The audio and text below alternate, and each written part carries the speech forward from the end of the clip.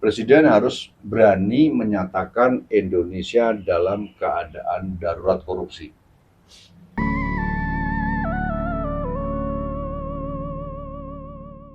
Korupsi di negeri kita tercinta ini, ada liga korupsi loh, Bos. Bos, kayak pertandingan. Iya, dibuat semacam liga korupsi. Kalau nggak salah ada 13 korupsi atau berapa itu. Jadi korupsi di kita ini, yang terakhir ini, dugaan korupsi yang sedang ditangani oleh Kejaksaan Agung itu, kalau buat saya pribadi, saya jadi agak sedikit jengkel banget gitu loh, Pak.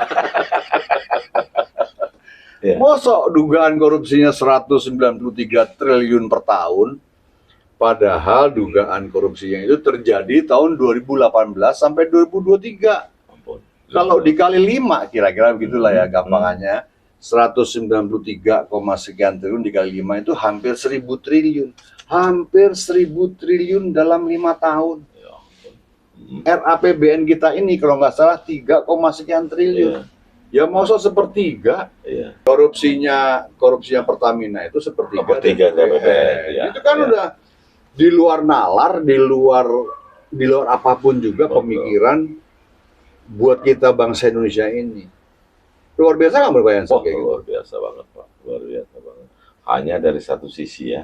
Jadi satu peristiwa gitu. Sebelumnya timah, konon kabarnya 300 triliun. Sebelumnya ada asuransi apa itu, sekian triliun.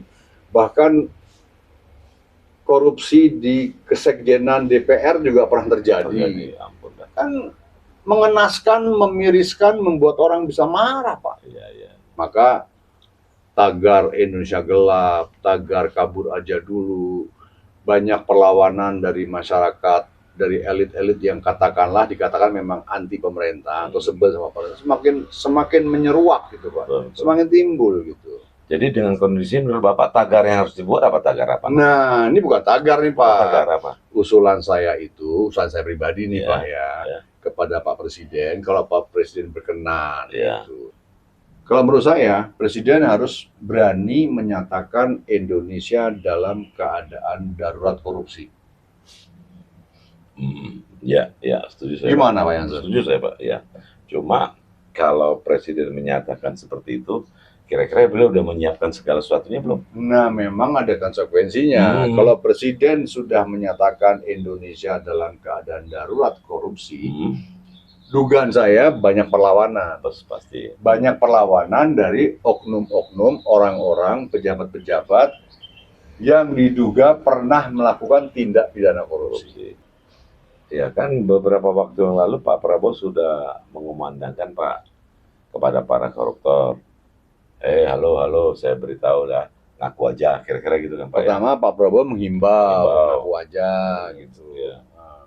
Kalau mau sedang melakukan korupsi berhenti, gitu. Betul. Atau kalau sudah melakukan korupsi kembalikan negara, ngaku.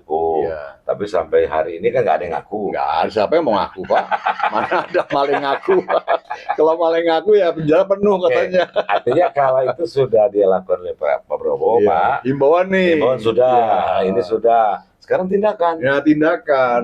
Tetapi karena korupsinya itu menyeruak, yang konon kabarnya terjadi secara sistematis, terstruktur dan masif, terjadi dugaannya di hampir semua lini sektor masyarakat Indonesia, baik yang menyangkut masalah pelayanan publik maupun non pelayanan publik, ternyata banyak pol korupsinya. Ternyata loh, Pak. Menurut kita dengar kabar, masa tiba-tiba ujuk-ujuk keluar orang korupsi di subholding Pertamina yang sedang ditangani oleh Kejaksaan Agung, dugaan korupsinya 193, sekian triliun dalam setahun. Terjadi dalam 5 tahun. 193, sekian triliun dikali 5 tahun, hampir 1.000 triliun. Jadi kalau mendengar ini Pak, oke lah, itu karena masih dugaan ya? Iya, dugaan dong, karena masih dalam proses pengadilan. Artinya, kalau itu benar, ya kan, kira-kira rakyat sudah layak nggak menangis? Ya menangis lah harusnya, Pak. Tapi rakyat kita ini kan karena banyak banget persoalan, ya lupa gitu loh, Pak. Gampang lupa. Atau rakyat kita ini sudah terbiasa susah? Di sisi lain, bukan susah aja, rakyat juga ternyata permisif terhadap korupsi. Nah, itu dia. Sekarang begini, Pak. Kalau orang naik kendaraan tertangkap penegak hukum serta-merta berniat menyuap, serta-merta supaya lepas dari Jerat hukum. tuntutan hukum pelanggaran lalu lintas itu, betul nggak Pak? Iya, betul. Udah kasih aja Pak, bebas aja lah, Iya. damai, istilahnya damai, Damai. istilahnya damai. Iya. Karena memang permisif Pak, Itu dia. disangkanya itu bukan korupsi disangkanya, Iya, padahal iya. itu tindak pidana korupsi, namanya penyuapan. Gitu. Nah, kalau kemudian tadi kita katakan seandainya presiden bersedia, usulan kita ini, saya pribadi misalnya, atau Pak Yasan juga mau usul apa, menyatakan Indonesia dalam keadaan darurat korupsi. Jadi Pak Yasan mengatakan ada perlawanan, nggak ada. Oleh karena itu, Pak Presiden harus membuat benteng-benteng Itu dia. untuk menghadapi berbagai perlawanan yang mungkin timbul. Ya. Ya Pak ya? Iya sih. Iya. Siapakah yang akan dijadikan benteng-benteng itu? Hmm. Pak Presiden harus menyatakan kepada publik, kepada seluruh bangsa rakyat Indonesia ini, terhadap para penyelenggara negara yang memang belum melakukan tindak pidana korupsi, baik yang di kepolisian, baik di Tentara Nasional Indonesia, baik di kementerian, baik di mana-mana, utamanya mahasiswa dan masyarakat secara umum. Karena di masyarakat juga banyak LSM Pak, lembaga swadaya masyarakat yang anti terhadap korupsi. Itu dia. Nah, benteng-benteng itu mesti bangun. Presiden itu mesti menyiapkan apabila ada bentuk-bentuk perlawanan akan di counter, akan dilindungi oleh masyarakat. Ya, ya. Karena niat presiden itu benar. Kenapa kok saya mengusulkan harus presiden menyatakan Indonesia dalam keadaan darurat korupsi? Karena dengan presiden menyatakan itu, presiden akan lebih mudah membuat berbagai peraturan, undang-undang atau perpu bahkan untuk melawan korupsi itu. Ya, ya, ya. Gitu loh Bos. Dan nanti karena ini Indonesia dalam keadaan darurat korupsi, mesti bentuk pengadilan khusus juga. Sekarang udah ada pengadilan tindak pidana korupsi, Tipikor, pengadilan Tipikor. Tapi kita coba ikuti Patus 1965 itu, Indonesia membentuk Mahmiluk, Mahkamah Luar Biasa bagi orang-orang yang diduga terlibat peristiwa 65 itu. Nah sekarang karena korupsi dianggap sebagai kejahatan memang merupakan kejahatan yang luar biasa karena menyangkut penghancuran terhadap kemanusiaan, maka cara melawannya juga harus luar biasa, double luar biasa supaya bisa melawan kejahatan luar biasa itu, gitu loh Pak. Nah pengadilan yang saya usulkan dibentuk itu adalah pengadilan korupsi luar biasa, gitu Pak. Menurut saya Pak Yansen, Presiden harus mengeluarkan Perpu yang bisa menggantikan RUU perampasan aset yang belum jadi undang-undang itu. Ditambah lagi Perpu itu berisi selain semacam undang-undang perampasan aset, juga ditambahi pasal-pasal tentang pembalikan beban pembuktian atau pembuktian terbalik.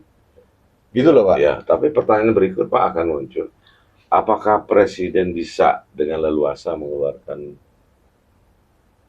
Perpu? Ya bukan leluasa, tapi Presiden memiliki hak untuk melakukan Perpu, bukan leluasa. Ya. Dengan pertimbangan tertentu dong. Banyak pertimbangannya kenapa Presiden harus mengeluarkan Perpu menggantikan RUU perampasan aset atau bahkan ditambahi pasal-pasal tentang pembalikan beban pembuktian atau pembuktian terbalik. Itu pasti melewati pertimbangan yang luas, Pak. Nah, dengan adanya pembalikan beban pembuktian dan perampasan aset itu, pelaku dugaan kasus korupsi hartanya bisa dirampas. Ini bisa terjadi bila Pak Presiden, kalau menurut saya, bersedia menyatakan Indonesia dalam keadaan darurat korupsi. Presiden lebih punya keleluasaan gitu loh Pak. Bertindak Pak ya. Keleluasaan bertindak dalam konteks pemberantasan tindak pidana korupsi, dan Presiden boleh melakukan berbagai macam upaya pencegahan terhadap korupsi. Misalnya diantaranya reformasi birokrasi. Birokrasi kita ini menurut saya memang perlu direformasi. Dari sistem rekrutmen ASN juga harus jelas, jangan nanti like and dislike, jangan nanti ini titipan saya, titipan situ. Demikian seluruh BUMN itu harusnya tesnya itu terbuka, karena untuk mendapatkan orang yang baik Salah satunya adalah dengan melalui proses rekrutmen yang akuntabel, transparan. Kalau nggak itu, kalau komisaris BUMN, direksi BUMN, semuanya orang-orang kita, misalnya gitu dikatakan orang-orang kita, ordal-ordal, orang apalagi melalui orang dalam, karena dia membantu calon presiden jadi presiden, tim-tim relawan-relawan, ya Pak ya, kemudian tanpa kompetensi tertentu tiba-tiba menjadi komisaris direksi BUMN, ya akan terjadi terus seperti ini. Jadi proses rekrutmen itu sebagai langkah awal akan menunjukkan bagaimana cara BUMN itu nanti ke depannya seperti apa. Kan tantangannya memang berat Pak, utamanya daripada perlawanan dari para pelaku korupsi. Karena uangnya banyak, dia bisa menggerakkan banyak hal. Itu Pak, kalau Prabowo mau melakukan itu, semoga saja beliau tidak tersandera oleh masa lalunya. Tersandera oleh masa lalu.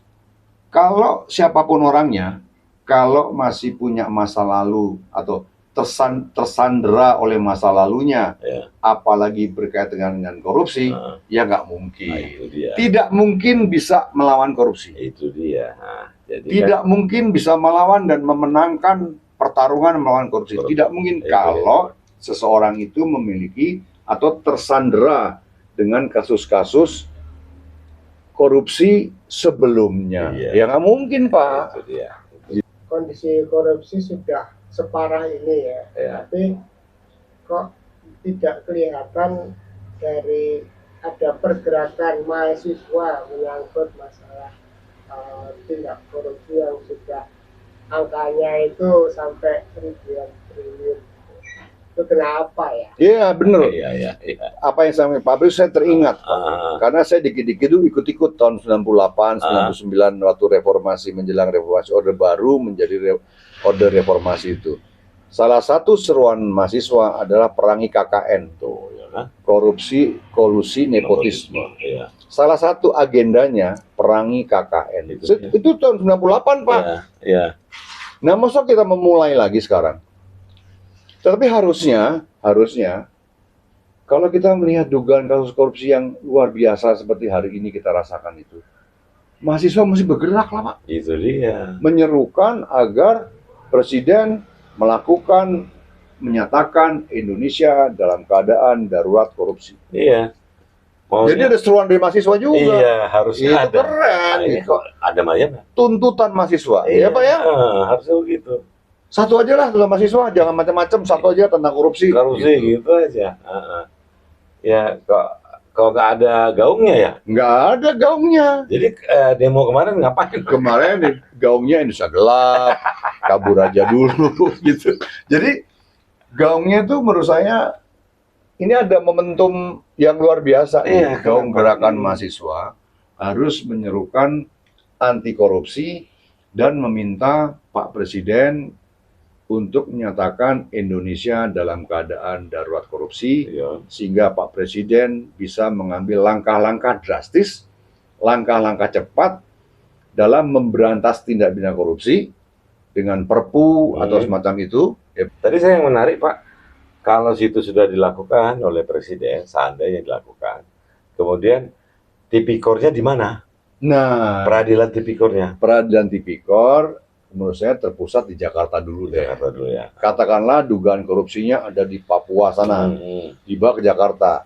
Tipikornya, pengadilannya berubah namanya. Jadi Pengadilan Koruptor luar biasa. Pengadilan Korupsi luar biasa. Itu ya. Dan satu tahap. Satu tahap. Nah, benar nih Pak. Ya. Jadi pengadilan korupsi luar biasa ini karena ini luar biasa, maka hanya dilakukan satu tahap. Tidak ada naik banding. Tidak ada banding. Jadi hakim yang mengadili, kalau sekarang hakimnya itu mungkin 3 atau 5, perbanyak sampai 9, gitu Pak. Tetapi apa yang diputuskan oleh hakim di pengadilan itu seperti juga Mahkamah Konstitusi, final and binding, final dan mengikat. Vonisnya tidak boleh ada remisi, tidak boleh ada pengurangan hukuman. Hukumannya, orang korupsi dia sampai dengan 5 miliar, kita mengusulkan dihukum 20 tahun penjara seluruh asetnya disita, dimiskinkan. Di penjara, kalau siang-siang dia dipekerjakan sebagai kerja paksa di pelayanan publik seperti toilet-toilet, membersihkan toilet, membersihkan jalanan, dan sebagainya. Dengan menggunakan rompi narapidana korupsi.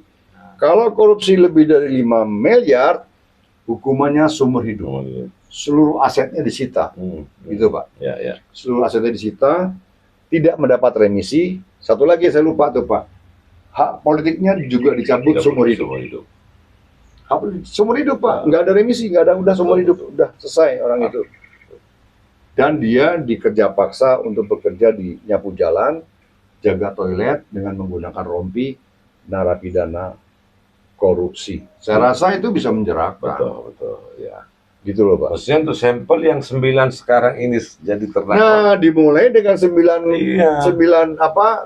terduga korupsi kasus Jaksaan ini tentang kasus subholding Pertamina ini. Dimulai dari dia aja. Iya kan? Jadi dia mesti mengembalikan 193 triliun, bagaimana ceritanya? Iya kan? Iya kan, Pak? Itu loh, disuruh kembali, kalau kurang ditambahin lagi hukumannya. Apa sih tadi? 193 sampai 1000. Ya, kalau 5 tahun 1000 triliun, bagaimana ceritanya? Itu. Orang emang punya kekayaan 1000 triliun, misalnya, kalaupun punya ya mungkin 1-2. Kalau diusulkan hukuman mati? Wah, hukuman mati itu, Pak, enak, Pak. Orangnya tidak menderita. Ya, maksudnya gini, dalam konteks kehidupan kan dia mati sudah. Tapi kalau dia menjalani 20 tahun atau kerja paksa atau seumur hidup kerja paksa menunggu toilet, ngenes nggak, Pak? Keluarganya ngenes, dianya ngenes, calon mantunya ngenes. Semua ngenes lah, Bos. Keluar dari penjara dia miskin. Keluar dari penjara dia miskin yang 20 tahun. 20 tahun masih hidup, keluar penjara miskin, sudah seluruh keluarganya miskin. Gak ada lagi cerita simpen. Itu lebih mengerikan, Pak? Kalau menurut saya lebih mengerikan. Daripada hukuman mati. Dibanding hukuman mati tanpa ada penyitaan seluruh asetnya. Enak bener, Pak. Didor gitu aja mati kan, tapi keluarganya masih gemah ripah loh jinawi tentrem kertorahan. Pada kaya raya semua gitu loh, Pak, yang ditinggalin itu. Jadi memang harapannya gerakan mahasiswa masif, gerakan masyarakat masif mendorong gerakan anti korupsi, mendorong Presiden untuk mengambil inisiatif menyatakan Indonesia dalam keadaan darurat korupsi. Itu sih permintaan kita. Tapi at least maksud saya yang 9 ini harus ada hukumannya. Ya, 9 ini mulai dengan 99 aja dulu. Subholding Pertamina, Pak, ya. Siap, keren. Jadi masyarakat kan sudah melihat ini. Ya. Di mana-mana ditayangkan. Ya, kalau ini isi baratnya hukuman yang sangat ringan, kecewa masyarakat. Oh, kecewa lah. Dihukum 20 tahun pun kecewa masyarakat, apalagi nggak pakai perampasan aset, tambah kecewa lagi. Dan akhirnya nggak percaya bahwa bangsa ini bisa melawan korupsi yang terjadi sehari-hari dimanapun sektor. Itu Pak ya? Iya Pak, sampel. Oke.